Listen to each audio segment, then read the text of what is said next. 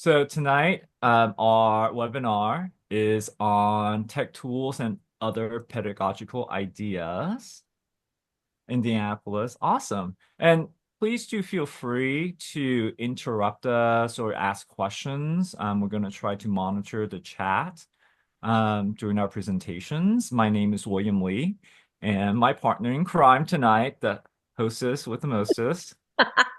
I'm Lee Grace Rouye. Good to see everybody. And if you would like to follow the presentation on your own devices, that's perfectly fine. You can type in the tiny URL or use the QR code. And at this time, I also ask that you download the app Goose Chase. That's going to be one of the tech tools I'll be utilizing today.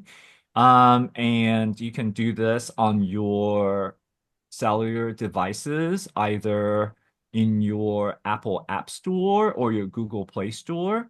And I have put the icon that you need to use. So if you type in Goose Chase, there could be other things that will come up, but that should be the icon that you'll be looking for. And we definitely will be using this a little bit later. So I will give everyone probably another 10 seconds to type in the tiny URL or download the app. And at any time during the presentation, like I said, if you need to ask questions, please feel free to do so in chat. You can also, if you have questions after our session, reach us through email, or if you like to connect on social media, I'm still on X, formerly known as Twitter. Lord knows what will be called 3 days from now, but who knows? But in any case, my handle is at Magisterly. So just kind of in asking you guys to interact a little bit in the chat, type in some of the things that you see in this image.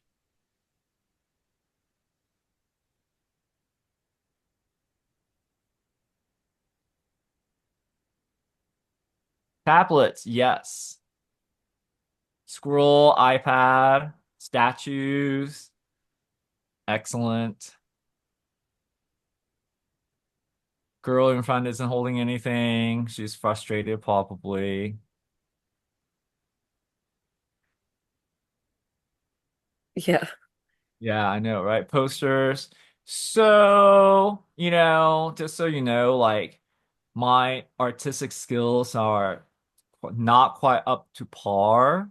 Drawing something like this would have taken me, oh, forever, if at all possible.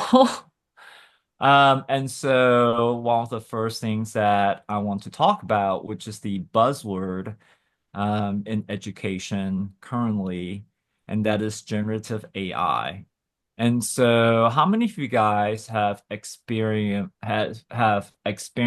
with ChatGPT or any sort of AI tools? I know someone is taking notes tonight using AI, which is great.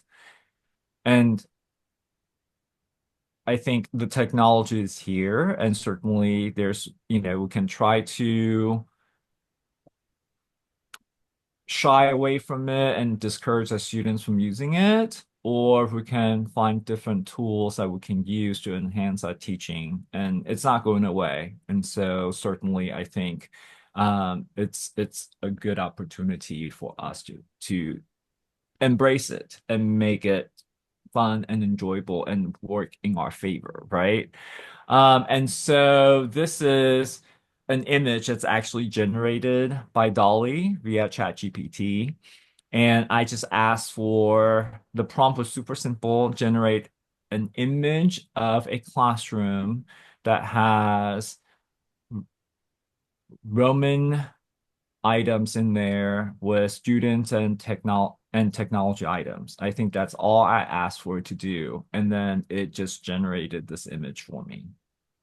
And so this is something that since I do a lot of image-based activities with my students, this is certainly one of the things that you can ask ChatGPT to do for you. And I'm actually going to now show you something that I'm going to have you guys do a little bit later. But I'm going to switch over. Bear with me. I think I can do this without going crazy with the tech tools and whatnot. And so let me stop share for a moment and reshare my other screen so it comes up. While he's And doing that, so, Jackie, did you have a question? No, I was just raising my hand that I've worked with ChatGPT. Oh, great. Yes. awesome. Yeah, and generative AI, it's kind of a cool tool to have. So go ahead and raise your digital hands if you can see the hero's story in chapter 8 on screen right now. Awesome. Thank you, Katie. And so I just copied, this is the story that we'll be using for a lot of our activities tonight. And so this is from the active book, and all it is, I'm just copying the text. I'm going to put it in my ChatGPT prompt and say, generate six images to illustrate the following Latin story. Alkissa and her friend are both young ladies living in Roman Britannia in the first century AD. And then just going to paste the story.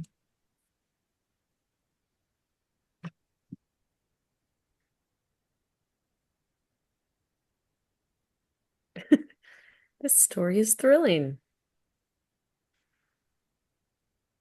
And it's going.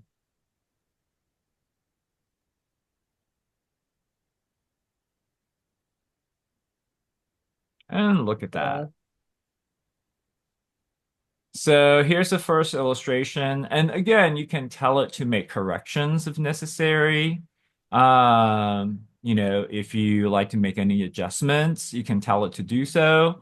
And if you're okay with what you see here, you can say, okay, let's go to the next scene. So I am ready for the next scene.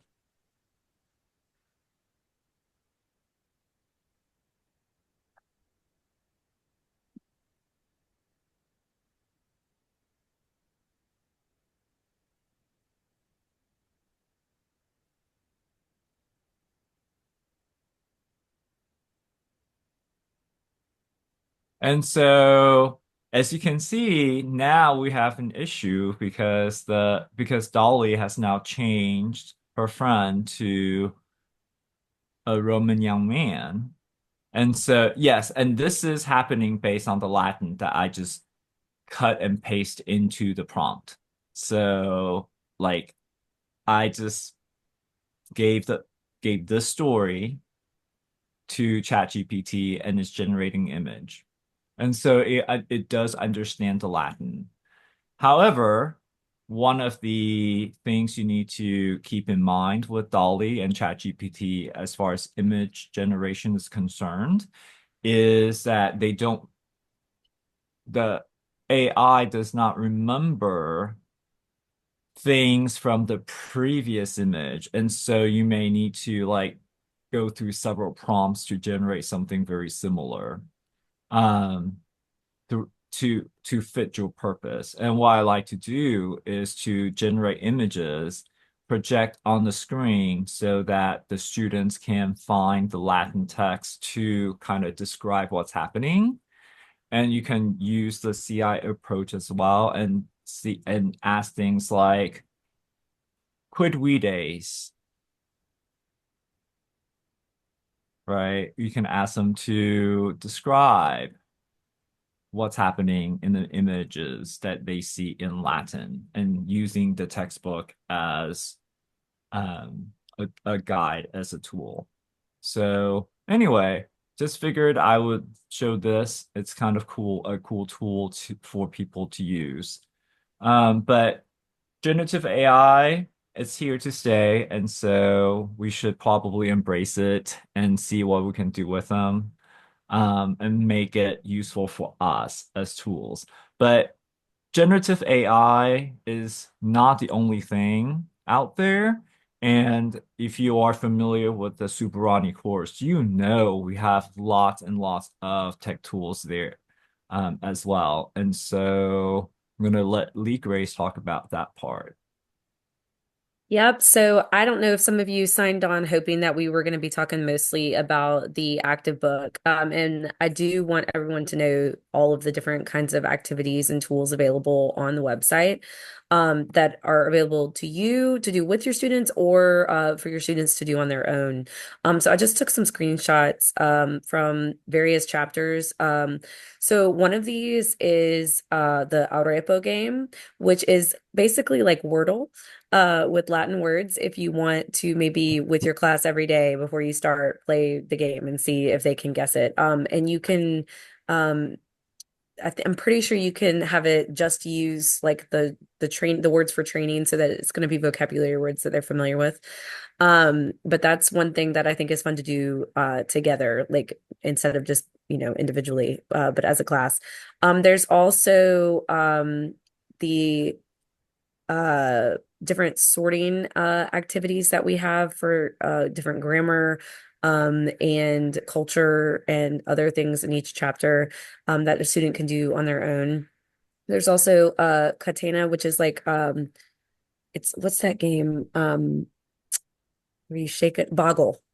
Have you ever played Boggle, where they have to create words based on the letters that are there, Latin words, of course, and but it's timed, and so however who can get as many as they can in that amount of time, they could race themselves or play as a class.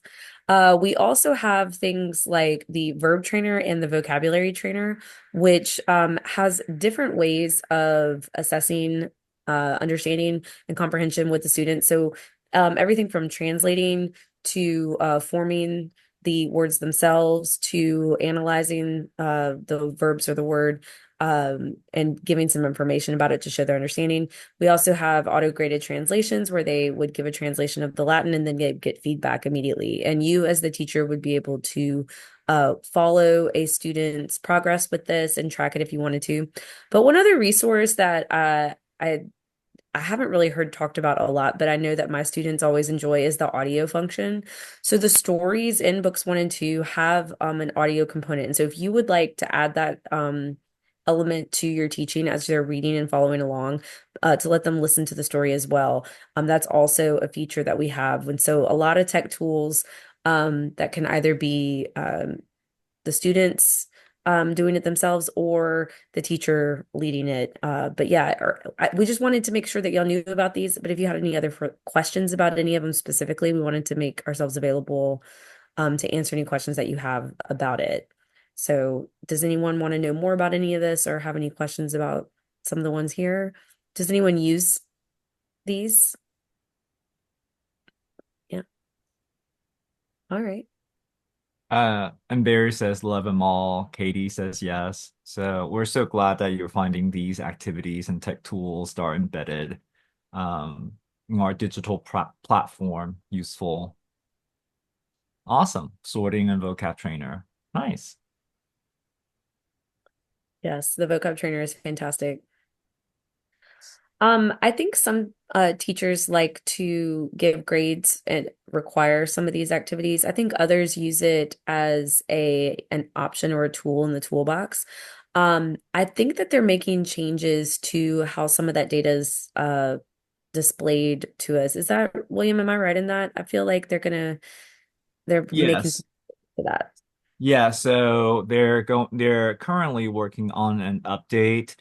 Tony is, and I believe pretty soon it's going to be released. And so basically what's going to happen is that you can actually track student progress from a range of dates. So let's say you want to see how they did on their vocabulary practices from say September 15th to October 15th and see if, how they have improved. I believe you're able to do that. And so I believe they're going to do or have some sort of session once that update has been released. So definitely stay tuned. But I know in the chat, um, Barry asked a question about grades. And I think depending on what your school districts, what the requirements are, you can or can't assign certain grades. And so certainly that is up to you, but certainly you can also build it in such a way, like if you're using standard-based grading to kind of grade on how well they're improving, or if they have mastered that, set a standard like, okay, if they show that they can get 80% correct on the words, that means they have mastered that concept, that set of vocab words or something like that. And you can certainly use that in that way as well. But again, we've been talking a lot about AI, and one of the coolest things that's come out as well is that AI has been integrated with Canva. Yes, so I am all about free tech tools. I don't know about y'all. And Canva Magic Media is free. So teachers, you have access to all of the pro features of Canva with your teaching email address. So if you haven't discovered that, please make sure you get all of the perks of having a pro account with Canva. And so then through you, your students can have access to it as well. They join your class, and then they also have access to all of these pro features, including Canva Magic Media. So one thing that I think is so interesting about it is that it does understand basic Latin, which is both really cool and kind of scary at the same time. But similar to what William was doing with using it to generate images, I think that especially if you're wanting to dip your toe into using AI in class and you kind of want to be able to monitor your students really closely and see how it can work for you in the classroom. I think that this one program is a great way to do that. So on the next slide, I can show you what I was able to generate simply by putting in some simple sentences in Latin. I think this is great for vocabulary. So for example, Puella Romana est in horto, and this was one of the images that it generated. And then I just changed Horto to Colina, and then I changed that to Cubicolo, and I was able to choose from about 4 or 5 different images which one worked best. And as you can see, um, the even though technically today you could have a Puella Romana, it did put them in a setting that was more appropriate for a classics classroom. And so here, you and your students could be talking about the difference, what's the same about these pictures, what's different about these pictures. Um, on the next slide, I have examples of putting in entire sentences. And this one was a little trickier because, like William showed before, some of the images wouldn't work. For example, with Magnus Musperianium currit, the thing that the AI struggled with the most was showing the mouse running. So several of them, the mouse just standing in a doorway. And so with your students, you could be talking about like, well, why wouldn't this one work? Why is this one not the best interpretation of this? I don't know why he's wearing a jacket, but for me, I liked that it got him running. If you look at the size, this mouse is almost as tall as the door handle, so that would be a Magnus Moose, very, very much so. Um, with the sentence with the woman, I love her hat. And it made sure that when I put that she was holding multum cibum, it had a whole basket of food. And so as opposed to an image where maybe she was just holding like a loaf of bread, you could say to the students, why is this one not the best example that we could have? And so these are just some ways kind of similar to what William was doing with an entire story. But if you wanted to just really highlight some specific things, even grammar. So on the next slide, I would present these and talk to them about what is different. So with this one, I left out the Romana part. I just wanted them to be thinking about what is the difference between these. We've got Puella est laita, and we've got one girl who looks happy, but then Puella sunt laita, we have more than one. And then what do we think multi must mean in the difference between these pictures? So you can be talking about grammar, you can be talking about vocabulary. It really is an interesting tool that students would have a lot of fun with, but that you would be able to give them some really quick feedback to of why wouldn't this one work? It's fun to do together. If you wanted to plug in sentences, have them come up with sentences, and then decide whether or not the image that comes up is appropriate for what they were trying to say or not. But it is really cool, especially if you're wanting to do something with some beginner levels here. That's really, really cool. And so now, remember we said earlier that there'll be some activities that are going to be more hands-on. And so this is going to be the very first, that's going to be the next one. How many of you guys are familiar with Digital Breakout EDU or just escape rooms in general? Go ahead and raise your digital hands so that we can kind of get an idea. Awesome. So a few of you guys. Nice, nice. So if you look on your Zoom, it's under reaction. So I think everything is now grouped under reaction. So if you click on the reaction button, on the Zoom screen, like now you have like you can heart, you can display that reaction, or you can raise a hand. So awesome. Good deal. So it sounds like a lot of you guys are familiar with the platform. Digital Breakout EDU is a great tool for the students to use. It's another way to kind of break the monotony of class instruction, right? Because again, they've been sitting for a while. It's a good idea for them to, you know, do something different and solve puzzles and all of that. And there's sometimes there could be a lot of frustration that comes with this, but it really encourages them to, because they can get frustrated, but then if you reiterate, keep trying, don't give up, right? Like it's going to develop that sense of grit, which I don't know about your school, but a lot of our administrators always say we got to teach them grit. They're giving up too easily. And we do see that, right? That's kind of one of those things that we're noticing coming out of the pandemic is they just like give up if it gets too hard. And so this is a good way of trying to, in a safe environment, get them to try things without giving up. And so if you use that QR code or click on that tiny URL, or if you go into the chat, I have now posted that activity, link to that activity as well. You can go ahead and copy it, make it so that it's yours. It's my activity, but I believe anyone with the link can use it and play. And so if you click on if you look at the screen, let me kind of switch screens for just a moment so you can kind of see that.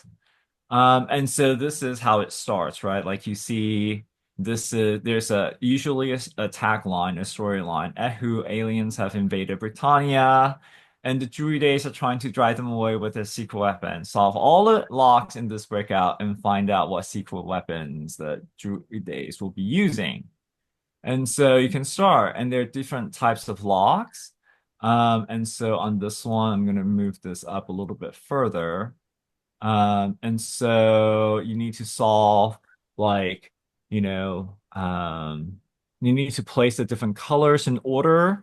And it looks like some of the text got cut off or the color changed. And so if you highlight that, you can kind of see it. I'm so sorry. I don't know what happened. I didn't ask for the color to change when I built this. And so you just need to sequence them in order according to the Latin passage. And so if you you can see based on, again, that story. And so let me minimize that. Move this out of the way so you can kind of see. How many of you guys are kind of playing with that right now? And it's okay. We're gonna kind of do this for a while and then excellent. I'm gonna give you some time to play with this and see if you're able to do so. And if you look, I'm gonna bring this over. I know it's a little distracting, but if you look, the Latin is at the bottom. And so you just need to put the sequence in order.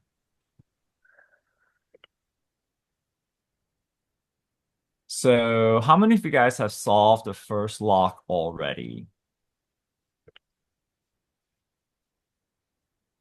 Oh, okay. How many of you guys are working on the second lock?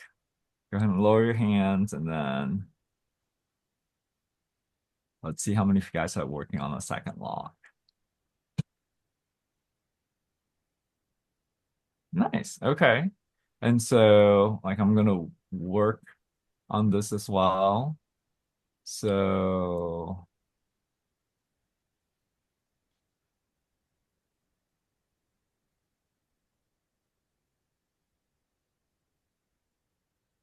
Luke Caruleus. And then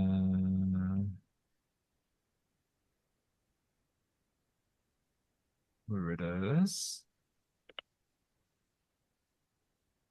And then I think that was Otter. No, that was Rupert. Oh, okay. So I made a mistake. So I need to go back to this and make that Rupert. No. So I'm just gonna delete, delete. Okay. So that one is Rupert. And that's Otter. And then flowers. Okay. So as you can see, it just kind of goes through. And again, not sure why it changed the color on some of the text. Apologies. I'll try to fix that. But if you highlight it, you can kind of see what those letters are supposed to be. And so there are different types of locks. There are alphabet locks, there are color locks and number locks. There are directional locks, there are shape locks, and so there are lots and lots of things that you can do with it.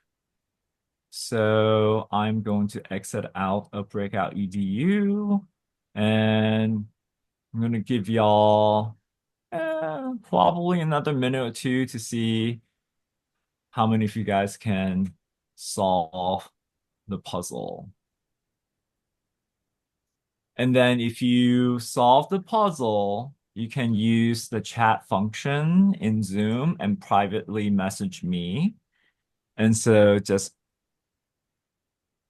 send the message to me, William Lee, not the Hands Up Education account, but William Lee, and then tell me what the image it is that's the secret weapon that they'll be using to defeat the aliens. So Andrew, do you have a question about Breakout EDU, or is that from earlier? Oh, awesome. No worries. So any questions about some of the stuff that we have shown you so far? And again, feel free, and if it's super easy to build and I can show you how to build it. Because I know a lot of times when you attend these workshops or webinars, you see some of these things, you don't learn about how to create something. And that's because of time constraints and whatnot. But certainly if you want to reach out to me, to Lee Grace, and ask more questions about Canva, Magic Media, Digital Breakout EDU, or ChatGPT AI, whatever it is that you'll be shown today, please feel free to do so.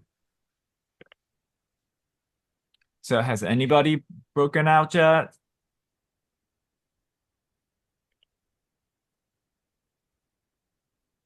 Raise your hand if you're stuck on the directional lock. Because I think the directional lock is probably the one that is the hardest. That's the one where like it's really difficult to read. Yeah, and you can uh, make sure you blow it up too. So if you click on that magnifying glass, like you can, like it actually does make the text bigger and highlighted.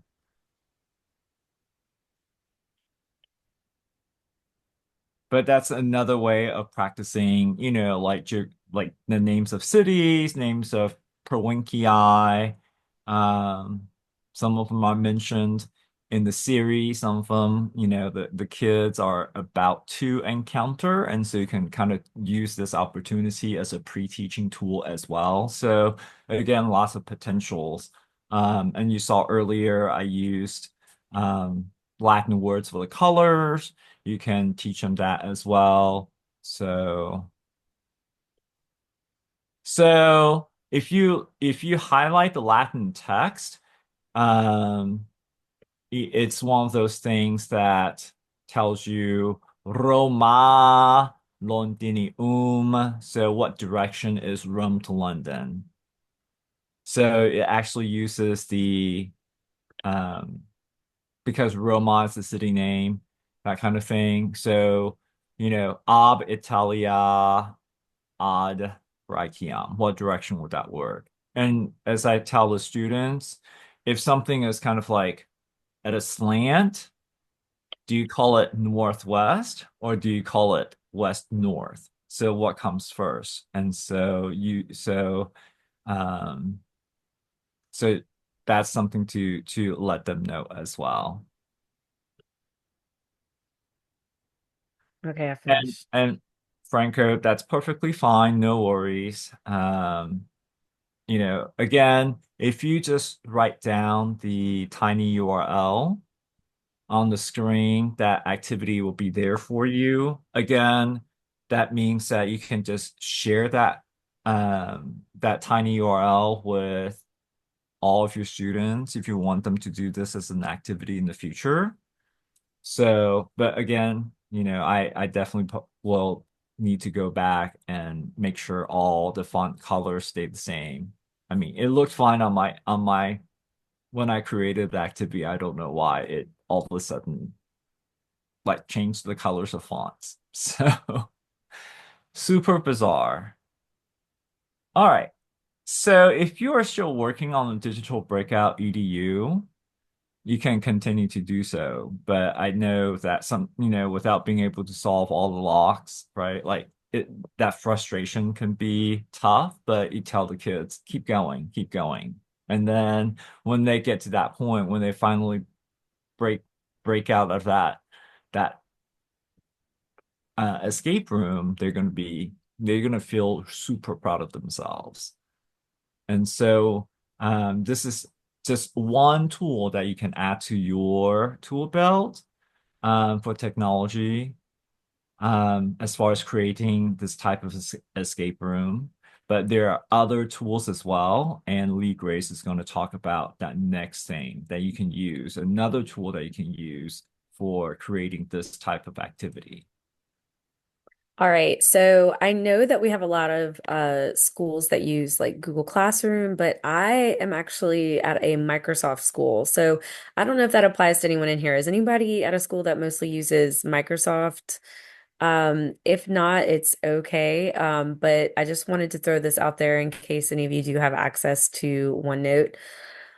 If you're wanting to do something similar to like the breakout rooms, which are a lot of fun, the OneNote escape rooms, the students are able to complete different kinds of tasks to open up other pages. So basically, it involves password protecting pages. You can do this on anything that lets you put a password before they can go to the next activity or slide or form, or things like that. So what I like to do is use them for review. And for myself, I would have the keys, the list of passwords, so that in case a kid gets stuck and really needs some help. But what I usually do is pick some sort of theme. So for my Latin twos, um, oh, I really hope that OneNote doesn't go away. That would be really terrible. I haven't heard that. Now I'm going to be talking to my IT person. Yikes. Um, so what they can do with my Latin twos, I do like a theme with like Perseus and Medusa, and they are Perseus, and their goal is to slay the Gorgon, and they have to work through all these different problems and tasks and passages that are going to have to do with that story. For this one, I use with my Latin threes at the beginning of the year. And basically, I incorporate the story of the Punic Wars because I don't feel like they really have a chance to talk about the Punic Wars in any kind of meaningful way in our regular curriculum. So this escape room, I let them work in groups, and we usually take a few days to go through it. And each of the tasks has something to do with either grammar, culture, or reading comprehension. I gave you a clip like on the first two of the pages have just like videos that they have to answer questions about, and then the password to the next page is going to be dependent on their understanding. Um, uh, oh, Charles, can you hear us? Um, the the story that I have for the first Punic War, it in and of itself has nothing to do with the Punic War. It's simply a story from the last chapter that they had looked at in Latin 2 before we ended for the school year. So here they're reviewing clauses, and so they were looking at the clauses from the story, and then the password for the next room was the sequence of letters that corresponded to the types of clauses. So they have to do the activity before they can get the password to move on. They can't just like guess or come up with something to be able to move forward. So um but it doesn't seem like a lot of people have OneNote to use in the classroom. So if anybody wants to know more about these, you can message me. I'm happy to send you the link to it. You don't have to have as long as they have Microsoft on their computer and can open up OneNote, I think even online, they'll be able to do it. They don't have to have their own version of it. Um, Back to you, William. All right. And so again, as we are kind of nearing the end of this webinar, I know we're throwing a lot of things at you. So please make, like, one of the things that I probably should have done earlier is that please do not think that you have to incorporate all of these things in your teaching. Again, a lot of Mhm. times when you go to these professional development sessions, you have a lot of flashy tools. You want to try to incorporate all of them. But if you just find one thing useful from tonight's webinar, I mean, that's all we're asking for. So, find one thing that you really want to explore a little bit more, and then try to incorporate it in your teaching. And I think that's all we're asking. So if you have downloaded the Goose Chase app, you can go ahead and open that app.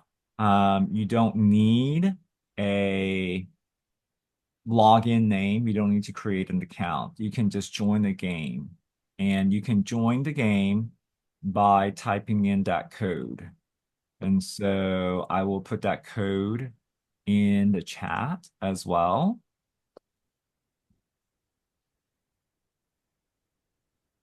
So raise your hand if you are in Goose Chase and are able to join the game. All right. So again, the code to join the game is UYEXJW.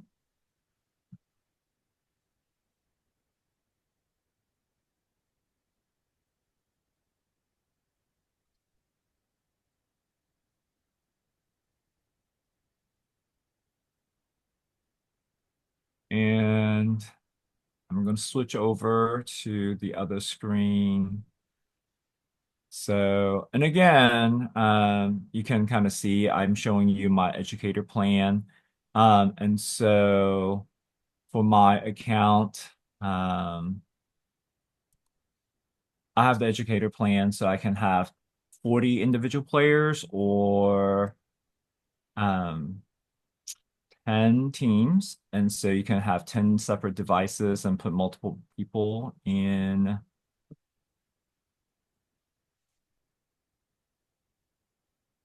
the games. So yeah.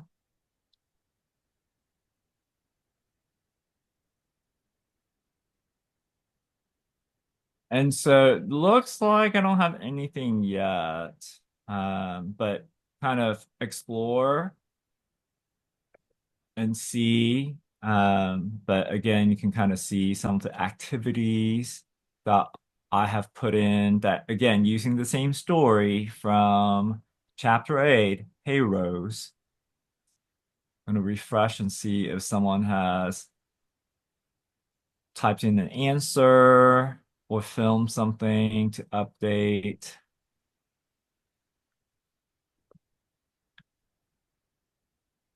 But it is super fun, and the students can, no activities are showing up for you. Okay, so let me see why that is. So add image, save. Okay,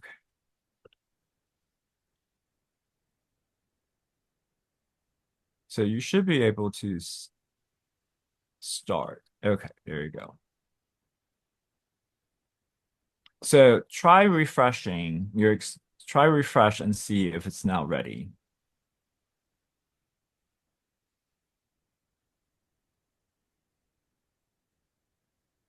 Put in 1 hour. Go live. There you go. Okay, so experience has started. User error, so sorry.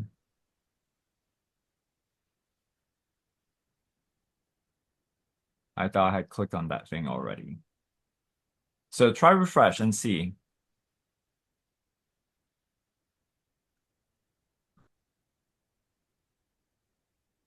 I can see LG.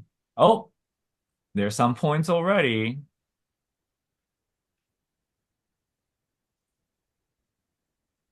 So I can look at submissions. So you can see there are typed answers, right? And I can view this live with the students in the room. You don't want to obviously show the answers, and so you can show the leaderboard as well. But some of those acting out ones or the ones where you have to use a camera, it's pretty fun. You can look at the stats as well. And one of the best things about this platform is that you can download the videos and the feeds and you can grade it later if you want. You don't have to do it right there in the classroom. Nobody wants to record themselves doing stuff.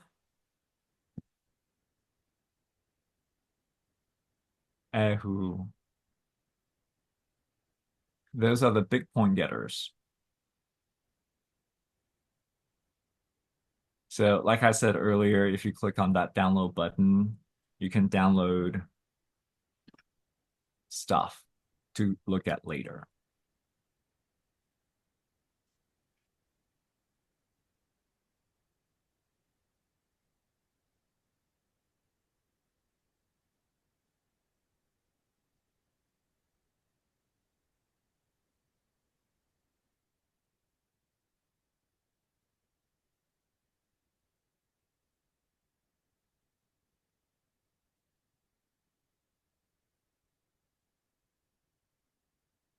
Ooh, look at that.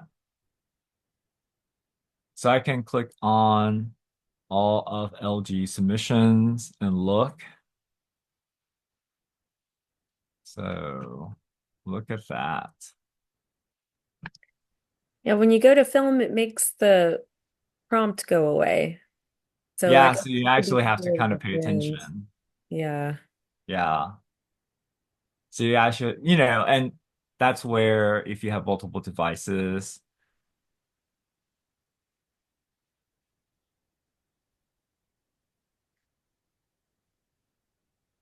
it's all good. It is all good. Could be very entertaining for the people around you. It really, right? They're going to be wondering what's going on. William, there's a good question Shelley has. Can students do this on the computer or does it have to be with phones? So unfortunately, this is not available on a Chromebook.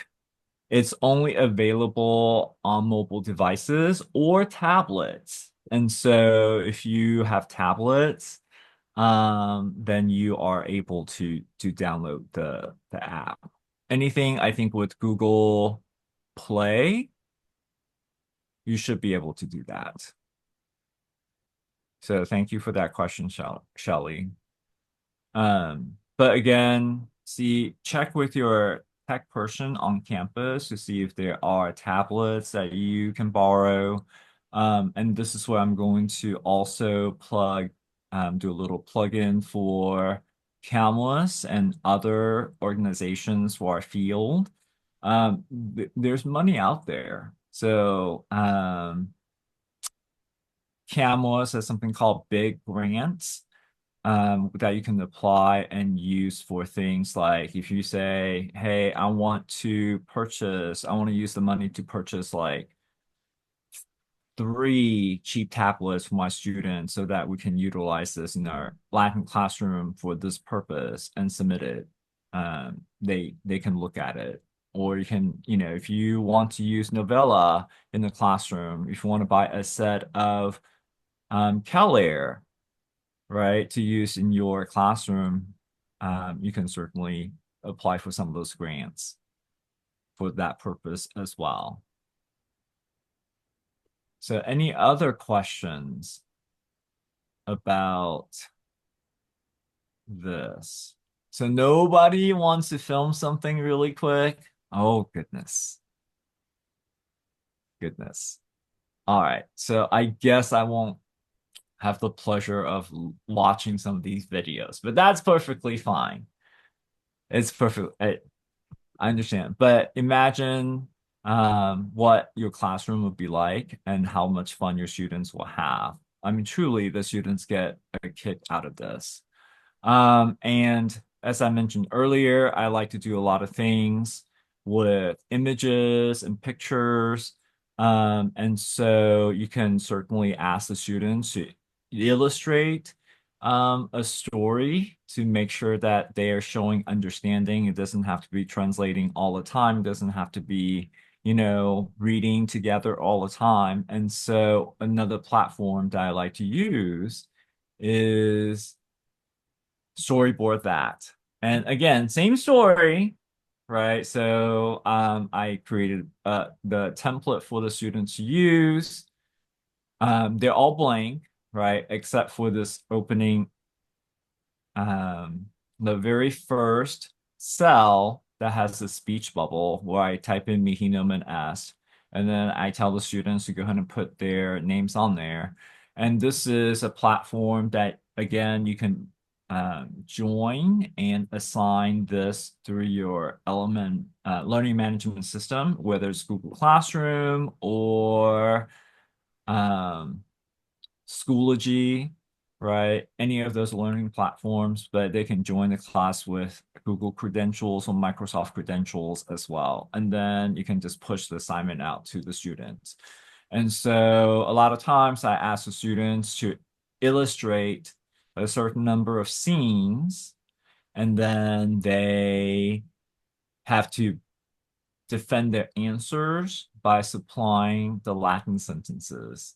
And so, as you can see, this is something that can be done easily and visually you can kind of see that the students are comprehending the story really well. But that is not the only way to illustrate something. Again, I love using technology. That's something that my one of my previous principals really pushed when he came to Clark High School in 2013. And so like I didn't realize how beneficial that push was until he left, and I until I started going to a lot of these conferences and hearing people not being familiar with some of these platforms. And so I'm very, very thankful to him for that push. But it also allowed me to create, products and activities that the students enjoy. And, as we say, they know more about technology in their little pinkies than we'll ever learn in our lifetime. And that's really true. And so to kind of use their strength to kind of meet them where they are, it's super important for them to feel like they have skills that they can contribute. And while learning and demonstrate what they know, it's a lot of fun. But again, if you don't want to use storyboard that, you can certainly do other things. So I really love when my students illustrate things. This is not from story 8 because I didn't realize that I could have stuck with the theme. But this is actually from book 2 in chapter 28, the Aponia story where the priestess gets sick during the procession. So, as you can see, I'm not at all concerned with whether or not they're creating, realistic characters. Some of them wanted to be, the minions, and some wanted to be the aliens from Toy Story, and I didn't care about that. That's fine. And so I will give the caveat that these are my Latin 3 students, and I've been having them draw since they were Latin 1. And in a separate presentation I've done, I showed how my Latin 1s do a lot of stick figures, and they're still kind of hesitant to really get creative with it. But by the time they're in Latin 3, they've been doing this so many times that they really just get creative with it. So I do visual translations instead of just a literal just straightforward English translation. And I do this with a lot of different activities. As you can see, the one on the bottom looks more like the storyboard that where they kind of worked it into frames and did like what happens first, what happens next, that kind of thing. And the other two groups preferred to have it just be one kind of continuous picture flow chart type of thing. What I'll do sometimes is hide the Latin captions and give them the Latin story, and just show the pictures that my students have made, and I'll have them try to put them in order and match it to whichever passage that it came to see if they can understand like that.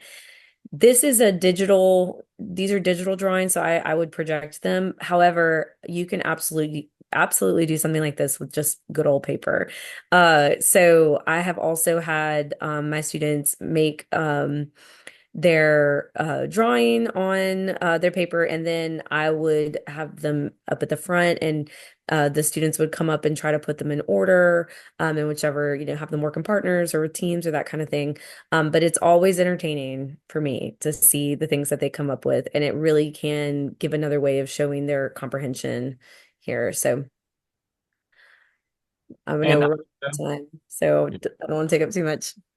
no, I think that's great. And again, like I know I'm repeating myself from time to time, but we have shared with you a lot of tools to use, and especially technology. And so sometimes when you go to conferences, like that's a picture of us, right? Like, oh my gosh, like so many things I want to try, but again, make sure that you just find one and play with it until you're comfortable with it. Because ultimately, this is how we feel from time to time, and this is how your students will feel from time to time.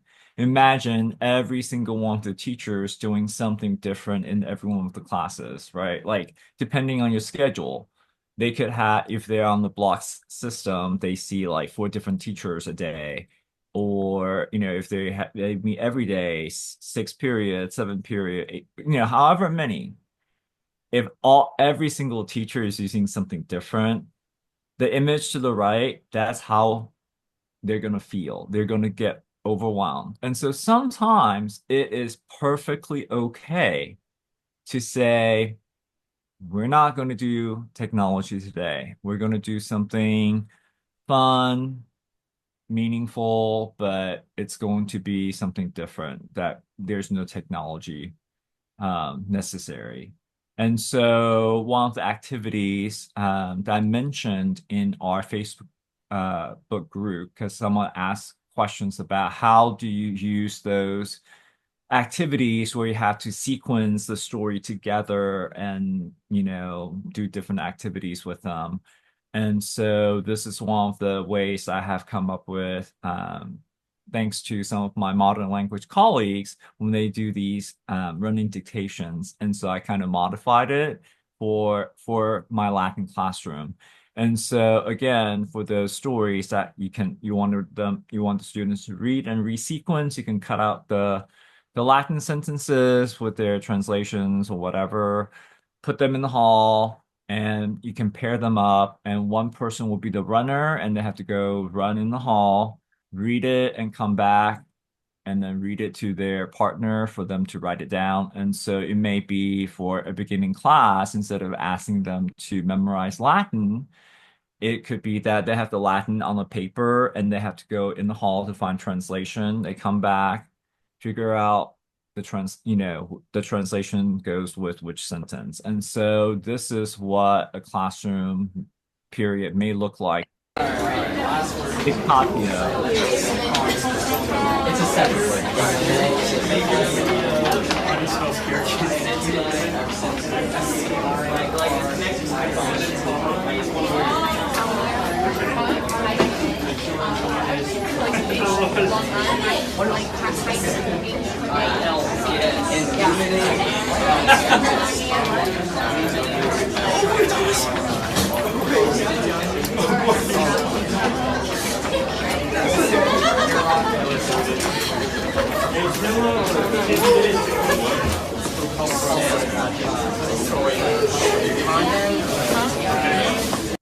And so I'll say this, like there are a lot of kids that you saw that was the class where I had 40 kids in that one classroom right after lunch. That was the year that I taught overtime, but also a class of 40. And so anytime that I can do an activity that takes me out of my classroom where they just, when they came in, they just sat and can't move because I didn't even have enough chairs for all the kids. And so I had to like bring in these little stools for them to sit and stack them up later.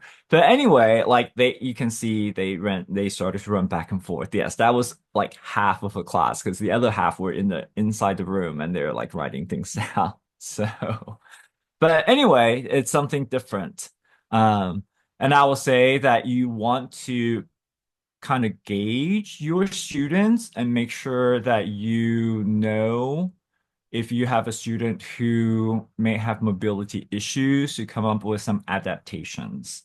Like for example, if someone's injured, can't run, whatever, or they are in a wheelchair, I will actually have the strip and display it for them, and then make sure that they do still kind of go back and forth with switching partners.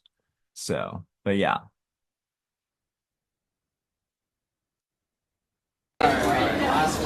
All right.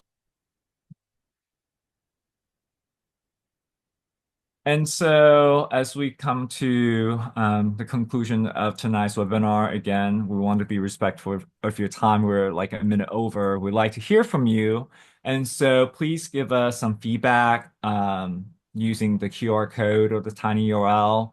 The one on the left, hands up with hands up icon, is the webinar. So, kind of provide some feedback about the webinar itself. And also for me, as well as for Lee Grace, we would like to continue to grow as presenters and trainers. And so please be honest and let us know how we did. And so use those QR codes as well as tiny URLs as well. If you can provide some feedback, we really appreciate it.